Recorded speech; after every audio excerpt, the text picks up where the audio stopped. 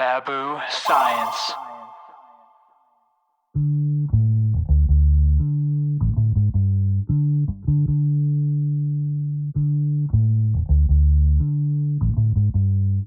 I was 9 months pregnant, standing in the shower, my boob in my hand, horrified. See, there's a lot of preparation you need to go through when you're about to give birth. There's the baby stuff, setting up the nursery, washing the new clothes, getting all the supplies. But there's also the biological stuff. I was eating dates because studies suggest that makes for an easier labor. I was going on walks and doing squats to boost my endurance for my upcoming baby-having marathon. And I was supposed to be collecting colostrum. Colostrum is the very first milk a newborn ever drinks. It's gold, not white, and it's packed with protein, vitamins, and antibodies that help jumpstart the baby's brand new immune system. The body starts producing it a few weeks to months before giving birth, and people are encouraged to collect it and freeze it so they can bring it to the hospital in case the baby's born premature or otherwise has issues breastfeeding.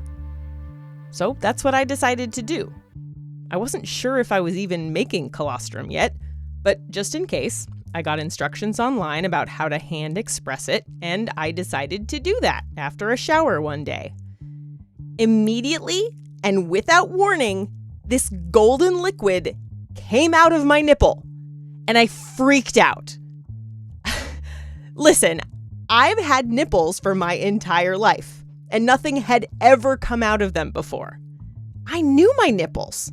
I knew what they did and what they didn't do. And they didn't do this. My eyebrows might as well have connected to a satellite and started playing Howard Stern. It felt that bizarre.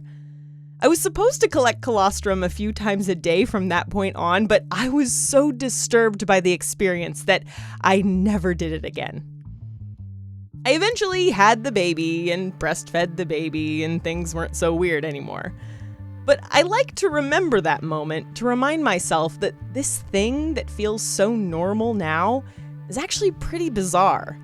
I mean, yes, it's also the most natural thing in the world, and it's magical, and it's so impressive, and it's sometimes really hard, but it's also weird, man. So today, we're going to explore all of that. The magic, the nature, the hard, and the weird. Whether you're a breastfeeding mom or a man who's never even thought about it before, I think you're going to learn something cool.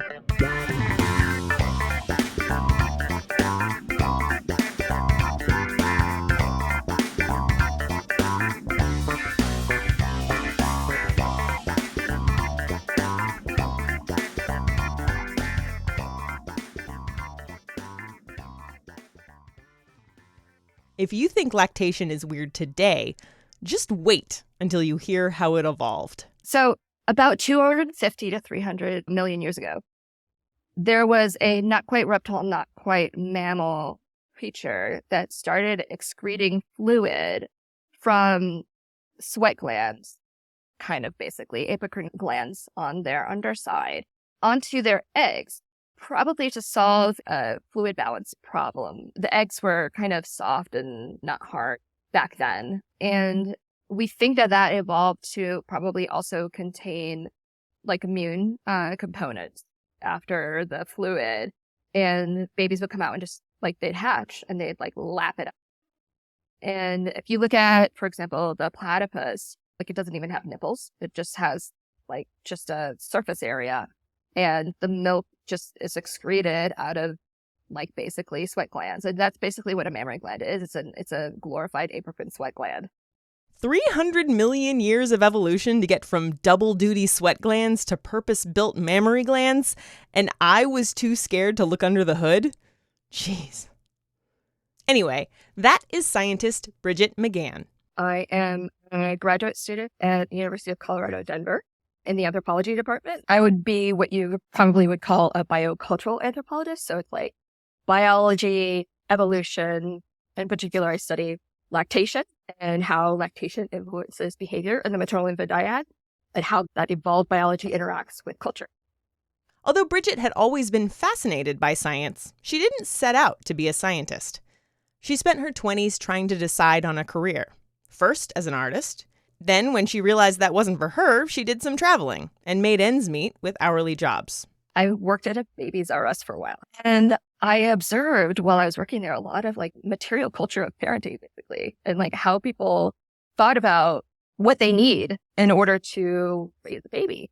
And I would sit behind the registry desk reading the books because there was like a shelf of parenting books behind there, and I'd like read them. And there was only one that mentioned any kind of science.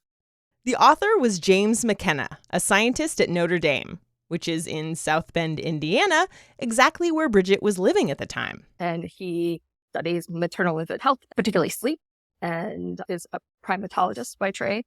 And it was like, that was a watershed moment for me. I was like, oh, okay, you can apply science to understanding how babies work. She wasn't quite ready to start a whole new degree, so to fulfill this intense interest in maternal infant health, she studied as a doula.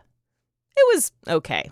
It was a little touchy-feely for me, but I was like, oh, like this culture of how we give birth, and especially how our healthcare system affects how we give birth, I was like, this is really interesting from like an academic point of view. I want to study like the science of this. And so I went back to school. While I was in undergrad, I really started to see how everything just seemed to go back to lactation. When women talk about like having a birth plan or different interventions that they do in childbirth, a lot of it seems to be oriented around lactation and like kind of supporting a good start with lactation. Inducing labor, C-sections, some medications and tools used during birth, and separating mom and baby after birth can all mess with milk production and breastfeeding. I started to see how lactation really shapes the way that infants behave and how much they cry. For example, human milk is digested really quickly, so that kind of explains why babies cry so frequently, it seems. Their desire for proximity is related to their need for food frequently to fuel these really rapidly growing brains first year. And then from an evolutionary standpoint, feeding frequently is associated with avoiding predation because the mother can never wander very far because we were not like the top of the food chain in an evolutionary context. And it just all seemed to just keep going back to lactation. And I started learning about how little we know about it, about this system. I started to understand it as not just like food, not just as nutrition, but as like behavioral and intensely social in humans and higher apes. And I realized, like, oh my gosh, I'm never going to be bored with this subject. And so far, that has proven to be. So let's talk lactation. In a birthing parent, that starts way before the baby arrives. The mammary gland goes through kind of like a second stage of development during pregnancy. You will start to produce colostrum in the third trimester. Yes, I know.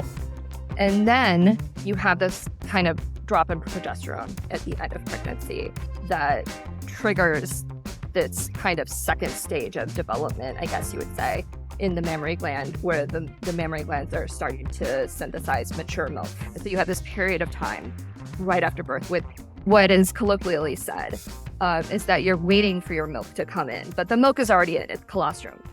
And you have for about a week, you have this what's called transitional milk, where it's transitioning from colostrum to mature milk. I remember day 2 in the hospital suddenly seeing that my baby's spit up was white instead of gold and asking all the nurses if my milk had come in.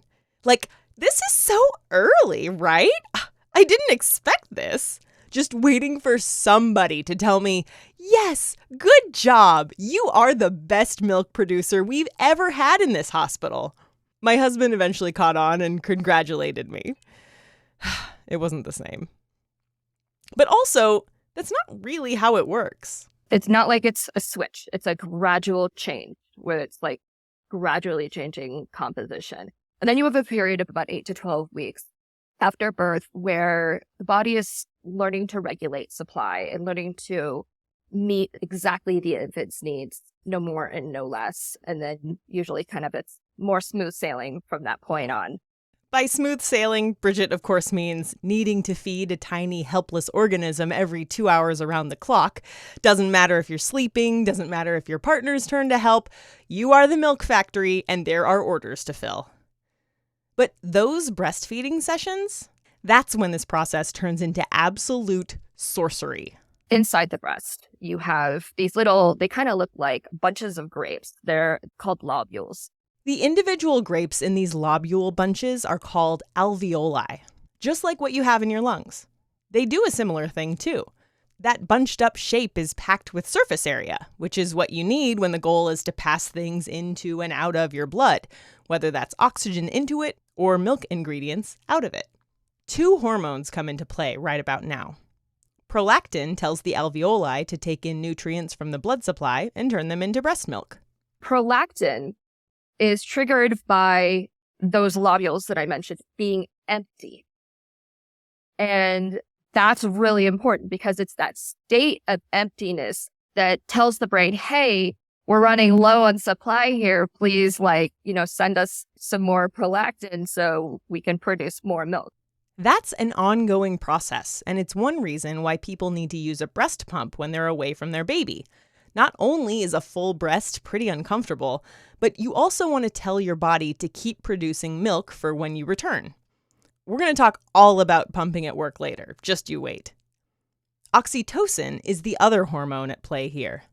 Here's where it gets wild. You have tiny little muscles around the lobules that are receptive to oxytocin, which is released from your posterior pituitary gland. And when the infant latches and starts to suck, it triggers the posterior pituitary gland to release oxytocin, which causes those little muscles to squeeze the milk out into the duct. So they're like, you literally have muscles in your boobs. Tiny little muscles in your boobs. I've been breastfeeding for a year and I did not know this. Something else that's incredible is all the stuff that's in breast milk. There are enzymes to help infants digest food. There are immune factors. There are obviously the microbiomes of milk, the quote unquote good bacteria and bad bacteria. Of course, it's not that dichotomous. There are pluripotent stem cells in human milk.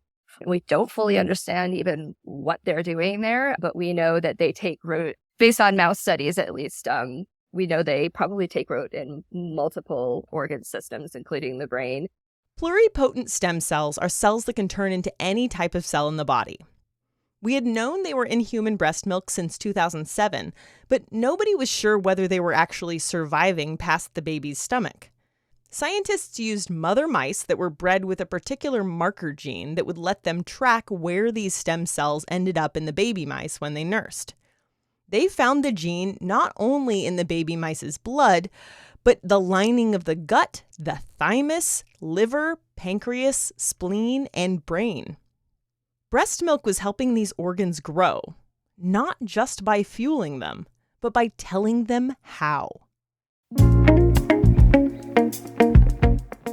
Put that way, breast milk sounds like a freaking miracle.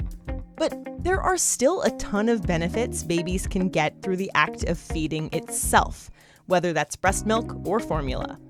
You know, what I always try and point out is that it's not just about milk composition.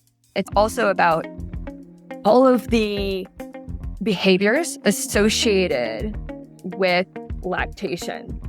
It's the holding, it's the proximity, it's literally like the jaw development and the movement necessary for extracting milk. It involves literally like all of the muscles of the face and neck.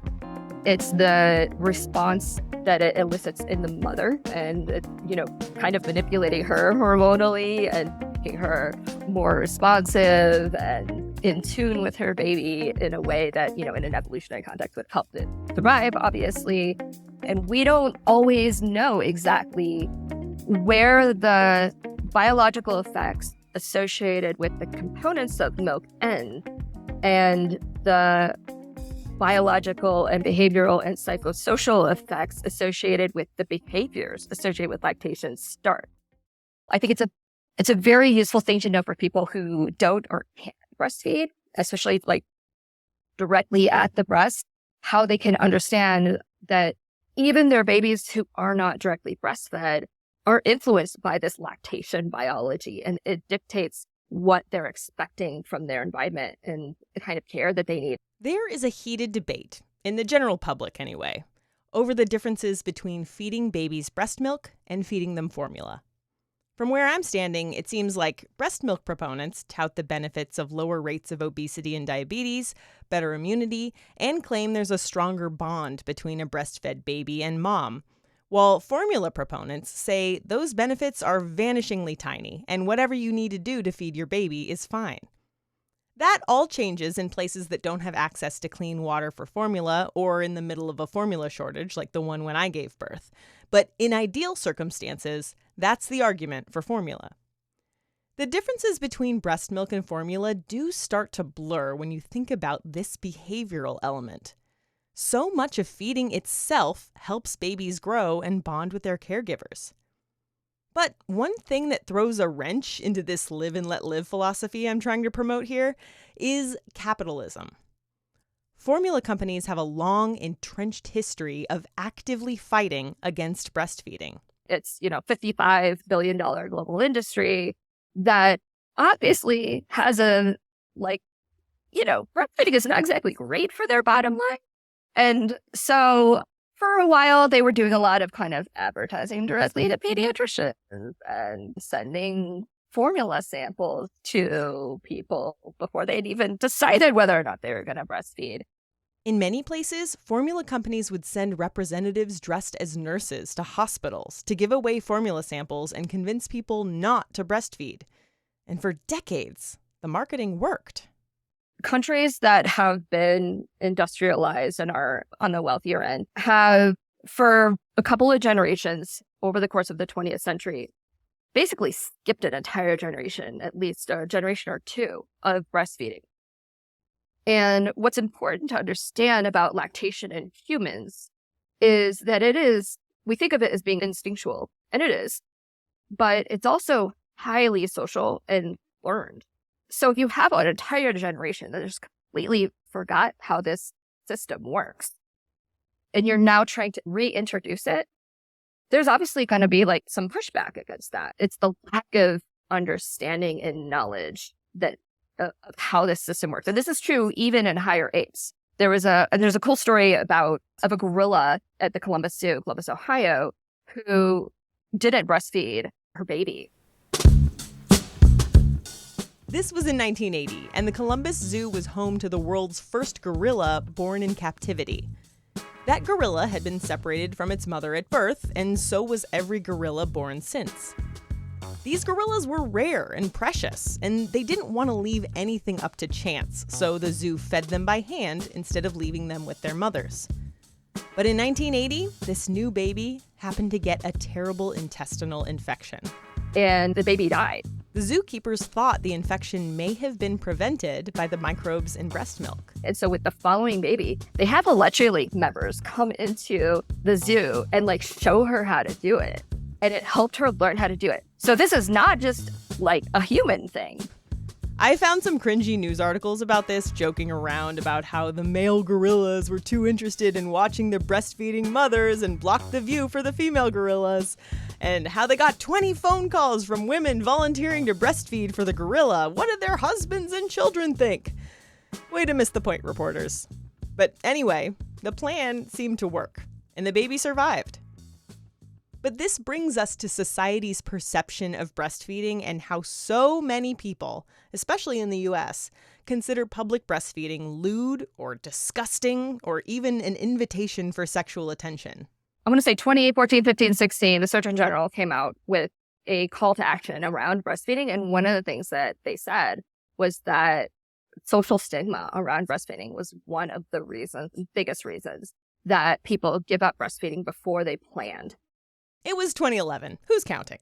And the report also points out that, quote, although focusing on the sexuality of female breasts is common in the mass media, visual images of breastfeeding are rare, and a mother may never have seen a woman breastfeeding.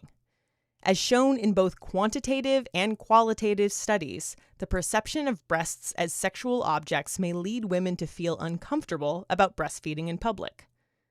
That's right. We've seen tits in tiny bikini tops and in wet t-shirts and even on non-mammalian animal characters. Looking at you, Venus, the lady ninja turtle.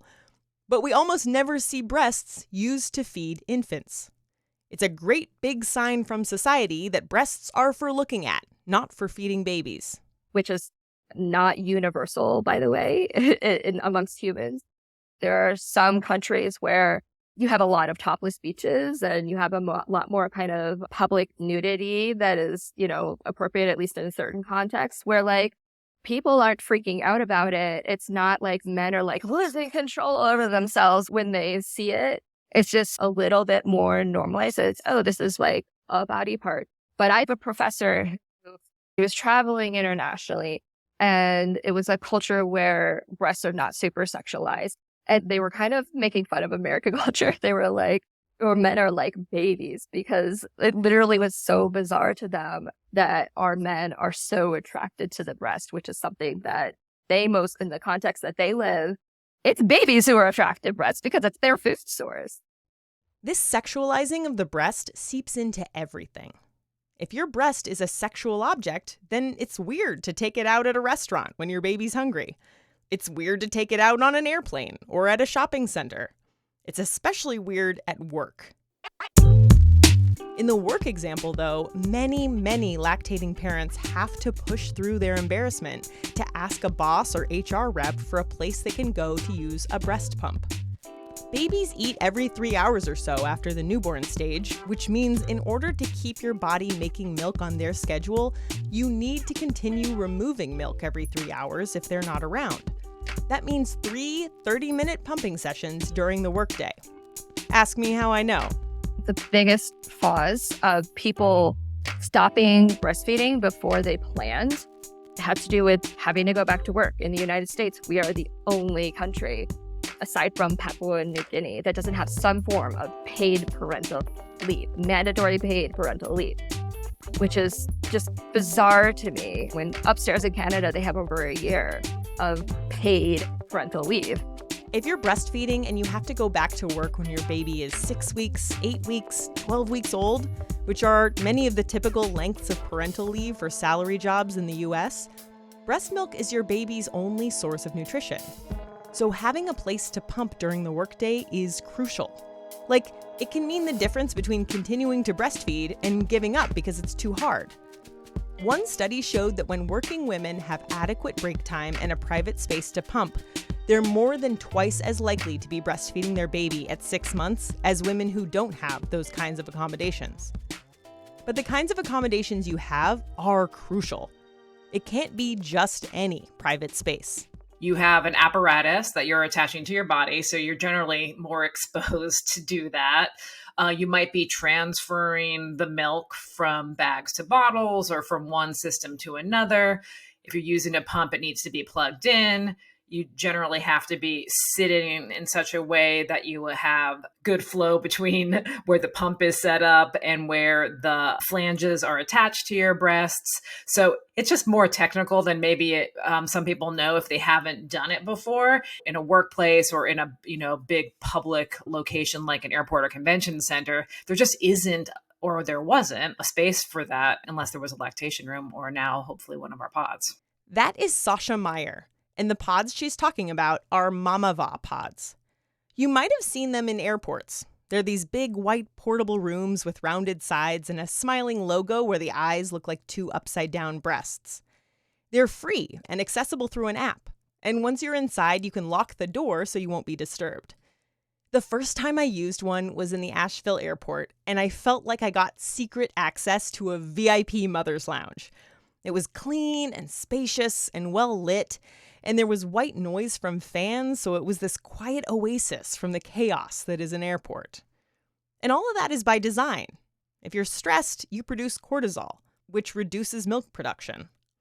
You need to be relaxed to pump effectively. It's like a place designed for feeding and eating, which is sort of interesting. You don't think of that as really needed as much for an infant, but it is, just like we have kitchens and dining rooms and places like that for our full grown humans. Full disclosure, Mamava actually reached out to me for this episode.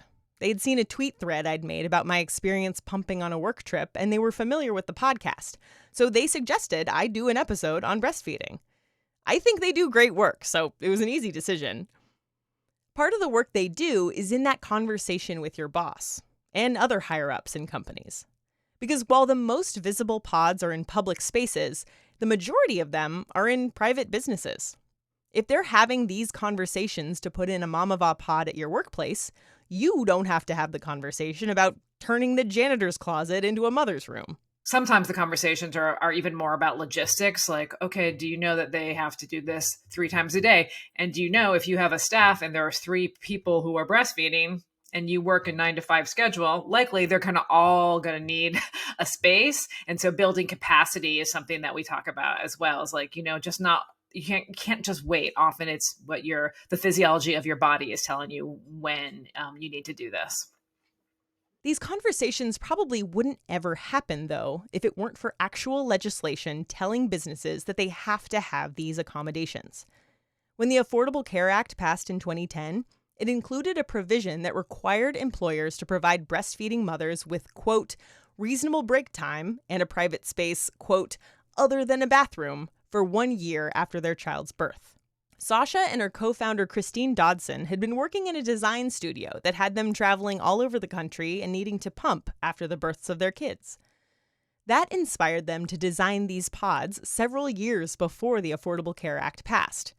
And when it did, it was the breath of life that made Mamava possible. Because the design business was focused on human-centered design and solving problems, we actually incubated it in-house and sort of worked on it over a number of years in between our design consultancies.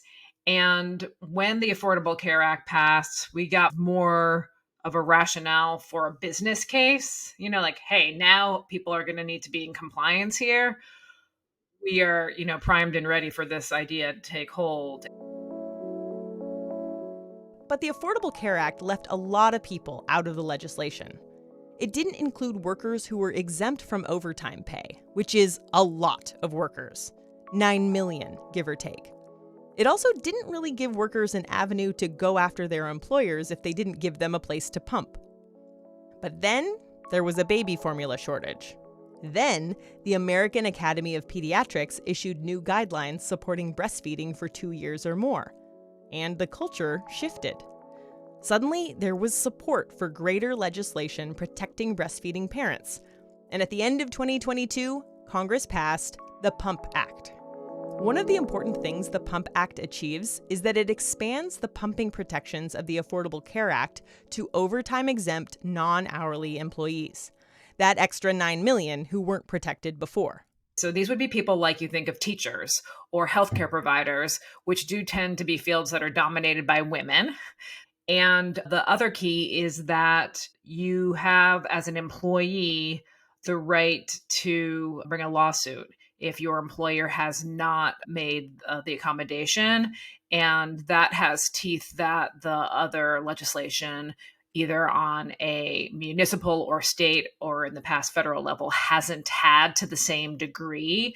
And I think that's pretty powerful. Unfortunately, sometimes compliance is what motivates people to do the right thing, but we're really happy that finally that legislation got passed.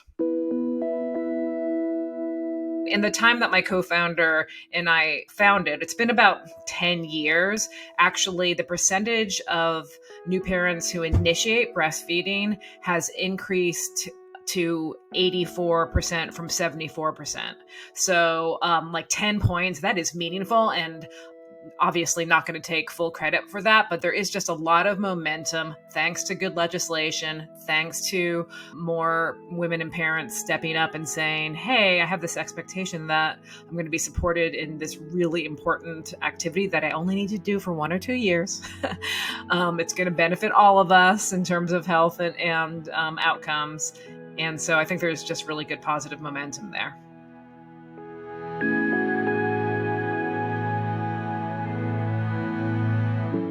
taboos around breastfeeding might be some of the most harmful taboos we have. They penalize women in the workplace. They add more judgment on top of the stress of early parenthood. And worst of all, they literally keep helpless newborns from getting the nutrition they need when they need it. These taboos keep us from seeing breastfeeding in our everyday lives, which might change our perspectives and remove the taboo altogether.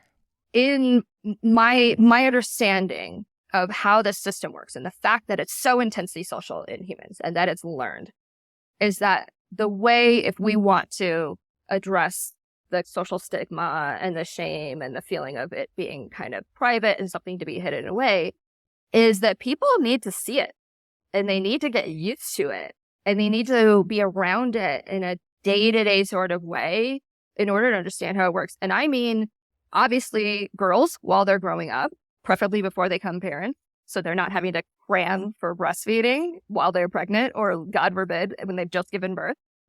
But also men and little boys. Like, why not, when we teach kids how mammals eat, why aren't we also saying, hey, we're also mammals?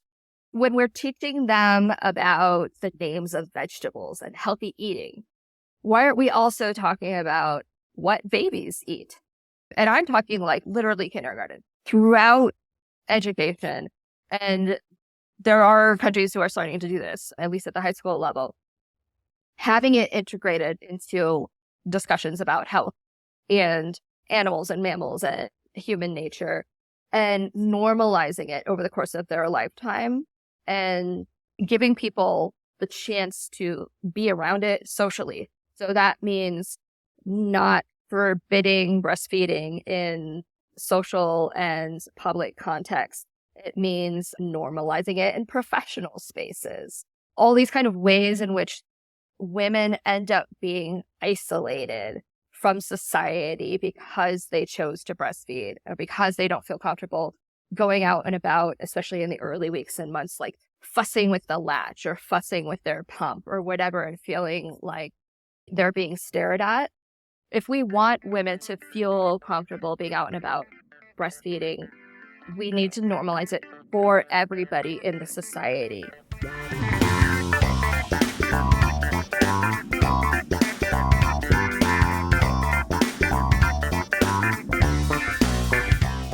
Thanks for listening.